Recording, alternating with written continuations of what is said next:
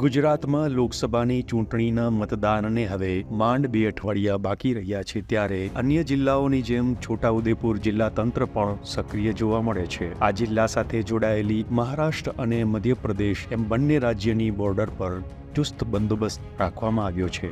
લોકસભા 2024ની ચૂંટણીને ધ્યાને લઈને છોટાઉદેપુર જિલ્લા ચૂંટણી તંત્ર અને જિલ્લા પોલીસ તંત્ર દ્વારા બે રાજ્યને જોડતી જે ચેકપોસ્ટ છે ત્યાં પોલીસને એલર્ટ કરવામાં આવી છે। અહીંયા એસએસટી ટીમની નિમણૂક કરવામાં આવી છે અને મધ્યપ્રદેશ અને ગુજરાતમાંથી જે વાહનો અહીંયાથી પસાર થાય છે તેનું સઘન ચેકિંગ કરવામાં આવી રહ્યું છે।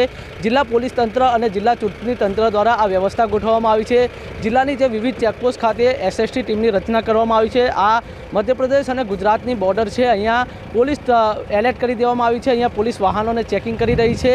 ચેકિંગ હાથ ધરવામાં આવ્યું છે અને જે વ્યવસ્થા છે જે જિલ્લા ચૂંટણી તંત્ર દ્વારા ગોઠવવામાં આવી છે। Rehan Patel, vibes of India Gujarati news, Chhota Udepur.